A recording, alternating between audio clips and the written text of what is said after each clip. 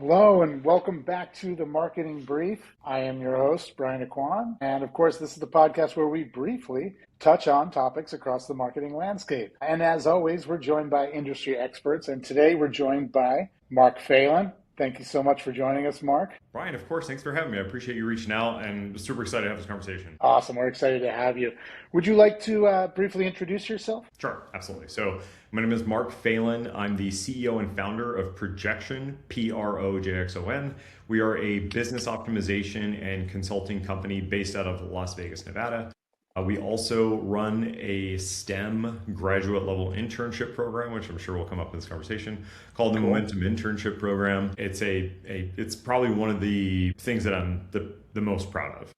Yeah. The team also runs the Phelan Focus, which is a companion professional development, personal development, and career development podcast and coaching platform. And then we also host on basically a quarterly basis, depending on where you are in the States, a networking event called the Momentum Office Party for ambitious professionals. So whole package, we got it all. Whole package. And I know that from reading your LinkedIn page, just keeps going and going and going and going. There's a lot of offerings there. It's exhausting. That's what I summarize it as. That's good. Well, we've been digging into three macro trends that we've identified for the year, being across authenticity, community and people, and value. So I'm sure we'll touch on those as we go through. But something that's interested in me, much like it's interested in everybody, is AI adoption, and that's a world that you live in. So I'd love to kind of dig in on AI with you today, if that's all right. Absolutely, yeah. I'm here for it. Yeah, and obviously a huge general topic, but you mentioned the coaching. I think I like to start here. I try to always think of things as a consumer, but I think a lot of organizations are trying to figure out how do they best use AI? How do they get employees bought in on things? Are those conversations that you're having with clients when you go out there and you start to have those conversations? It seems counterintuitive, but AI starts with culture. And we look at the adoption and implementation of AI from a cultural standpoint. Yeah. Brian, this goes back into what we were discussing earlier with our partnership that we have with Amazon. And the AI tool that my team and I designed that Amazon has invested in, that they're building now for us and they're going to put on the marketplace. And that tool really does consider culture in regards to AI adoption. As a business owner, as a manager of a team, as a professional, as a consultant as well, we want our clients to use AI, we want our team to use AI, and of course, we should be using AI on a daily basis for everything. That's sort of my overall tagline is use AI for everything. There's a difference between using it and depending on it. You would use a knife for cutting, but you would not depend on it for everything. And so I think that's where people have a misnomer is that, I should depend on AI for everything. I think that I saw an article or a video where a couple used AI to plan their trip and book flights, and they missed their cruise because it was just sort of spitting out information as opposed to them double checking and proofreading, that. So there's a difference between using it and relying on it. So regarding culture and AI, I think that any team, any organization should really establish, just like you would with any other culture, right? What is your attire policy?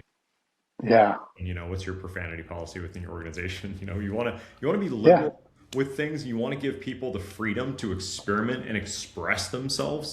But at the same time, you have to have guardrails and you have to create backstops. We do not put client data into AI, or we do not, allow certain AI tools to access our internal, company data. Like you and I were discussing, we primarily focus on building all of our solutions inside of the Google Workspace and keeping it native to the Google Workspace. And so the Google Workspace natively has Gemini. And Gemini is, number one, it's an LM that you can interact with. There's a lot of cool features. Everyone knows of Banana Pro, but there's actually if you click Tools and you click Canvas mode, when you enter into that, you could take maybe like a 10-page document in a Word doc, and you could enter it in there and say, I have a client that is maybe visually impaired. They're not going to be able to read this entire Word doc. Can you just convert this into a slide deck? It'll one click, convert it into a Google slide deck, and then a little button pops up and says, would you like to save this to your drive? Yes. Yeah. And that's sort of the benefit of ensuring that you're working natively And then in that, everything you basically touch inside of Google, the Google ecosystem, your Gmail, GChat, Sheets, even Google Slides, they are all integrated with Gemini. And then if you want to get a Hmm. little more advanced, like we were discussing earlier, you can start digging down into Notebook LM. It's a Notebook LM. Yeah. LM stands for language model. And what you're essentially doing with Notebook LM, and this is like, even though if you click the little 9 dot grid at the top, it's all the way on the bottom of the row, but it is sort of right there for you to use. It's a little more advanced. You have to have I think the Business Pro version to use Notebook LM, but Hmm. essentially every user in your Google Workspace can have up to 100 notebooks, and every notebook you can input up to 300 like artifacts or documents. Yeah. So if you have a Amazing. client, if you have a project, if you're a college student, you're going to class, if you're studying for, some sort of test or certification, just, it's a way to basically consolidate information. It integrates directly into the drive. You can Hmm. drop YouTube videos, web links, all sorts of stuff. And what you do is you basically create your own data set. You would if you're going to train in a language model. You create your own closed sort of circuit data set. And then the Notebook LM, it only feeds from that data set. So if you said, what's the weather today? It'll say, there is no information regarding that from the data set that you provided. Right. You can Yeah. basically it'll convert it into a recap video. It'll create, documents. It does all sorts of automated things. And you can basically chat with the LM about the data that you provided. It's absolutely phenomenal. So I use AI for everything because you never know what you're going to uncover, but don't rely on Yeah. No, that's a good rule. I like the analogy of a knife. I found that you can build infographics in Notebook LM, which is it. Yep. amazing. And as a marketer, is like something that's it's like how do you bring a complex idea to Mhm. people? And infographic is a great way to do it. There's a whole business built around building Yep. infographics. I think as you're talking, I'm thinking about solutions for small businesses. And Mhm. I think one of the biggest things I've seen right now is that the leveling of the playing field. You don't have to be an enterprise company or an enterprise partner. You can now have access to these tools as a small business. Is that something you're seeing as well? I mean, you have access to these tools as a regular consumer.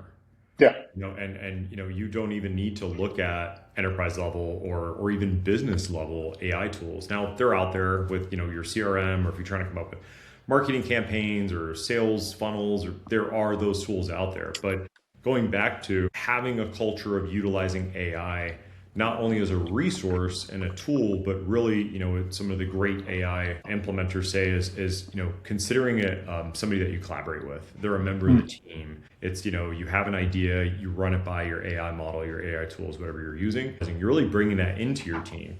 And you're seeing, how can we integrate this into the overall process? And so with that mindset and that approach, whether it's, hey, this is what the customer emailed me, this is what I would like to say, but I really want to drive this point and I'm not sure how to do it. Boom, and then Yeah. it's this really well eloquently, stated email that, you should always read before you resend it, Yeah. it allows you to get through some of those sticking points. And so there's something at Projxon that we have designed and tested called the Michelin method. And there's two parts to it. There's a Michelin management method and then the Michelin production process. And the Michelin production process is really where I want to kind of plug that in with AI.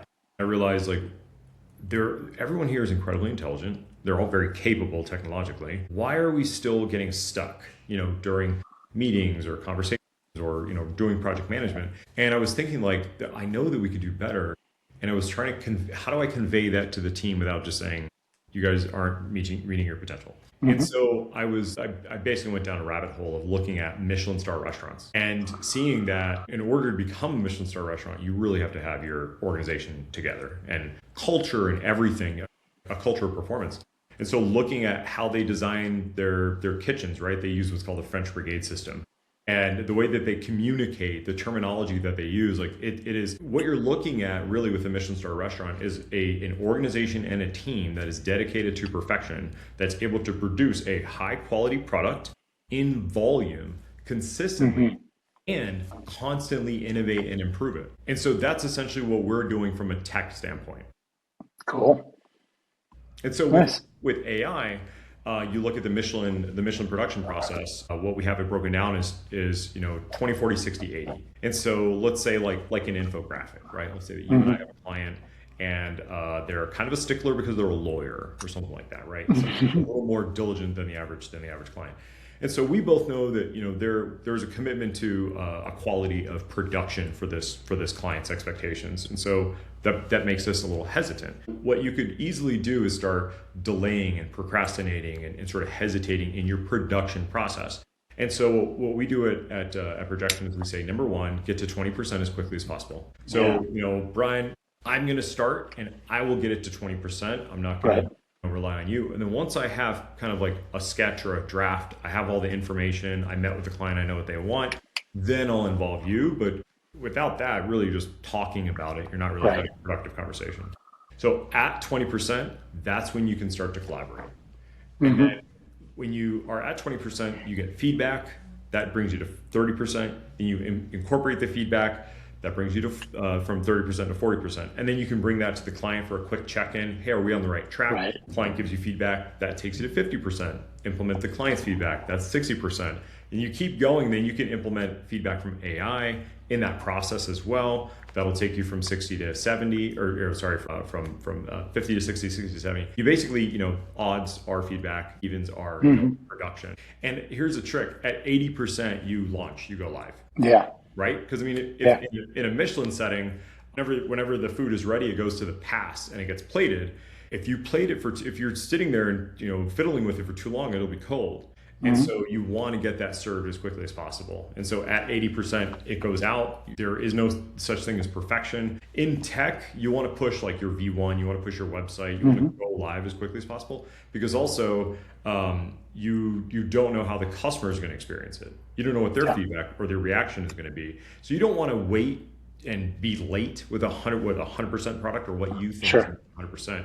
Push it at 80, get that initial sort of market feedback, that customer feedback, and then you go from 80 to 85, 85 to 90, 95, to all the way to 100. So you kind of iteratively break it down into smaller chunks to finally get to that fine tune. And in tech, that's basically what we consider alpha testing and beta testing. And you're going through these agile refinements, right? Everyone gets their notification on their iPhone that a new iOS is coming out. That's awesome. I mean, I was immediately thinking of the iterative process, which I love to work in. I've worked a lot with clients, and it's like you can't go through and show them something final that they can't have input on. So I really love that approach. That's really interesting. I'd love to learn something that you're excited about right now. It could be in your professional capacity or it could be in your personal life, but what's something that you're truly excited about right now? The ability, so speaking to iteration and AI, the ability to iterate leveraging AI, right? So if we're looking at essentially production, whether it's IT or marketing, whether it's a website, whether it's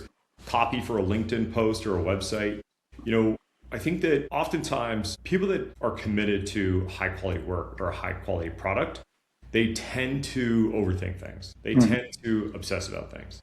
And so we've had a couple of instances within our team where we were launching a website for our own brand, not for a client. And we had a team member that was getting delayed. And we basically realized that we had to push the deadline on them really hard and just say, look, you literally have 5 more days to get this out.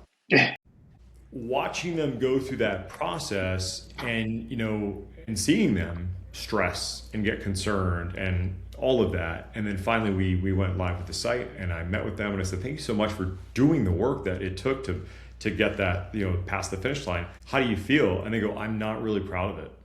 And I go, me neither. But it's done. It's done, and now we can test it, because before you were the only person working on it, and it was really difficult for us to give you feedback on it because it wasn't live. But now it's live, and now everyone can support you. And case in point, now that it was live, we could run it through an AI UI UX model and get feedback on the design of the site. What is it missing? That sort of thing. And so there's a term in tech, right, when you're sandboxing something, which is like when it's in testing, when it's not live, when you're sort of experimenting with something.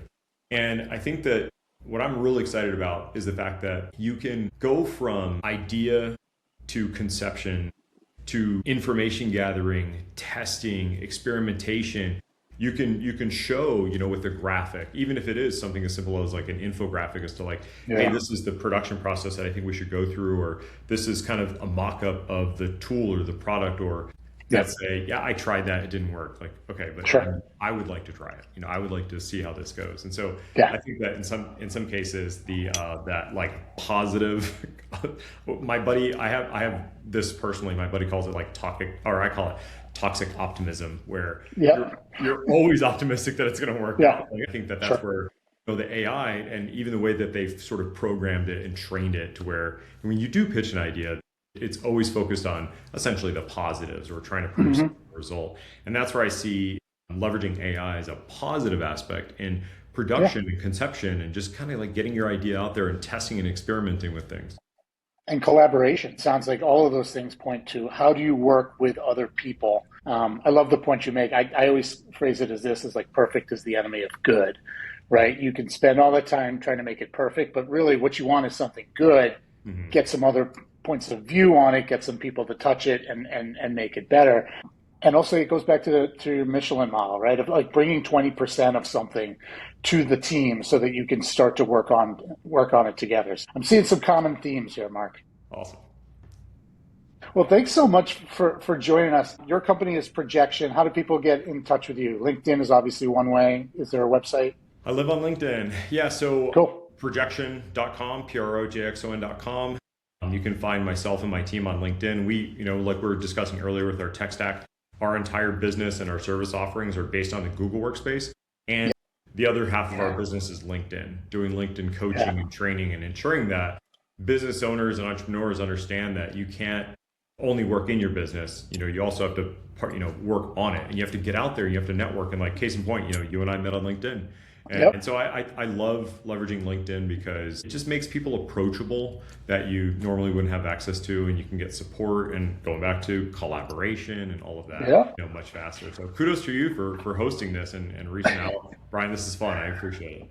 Great. I'm glad you thought it was fun. Yeah.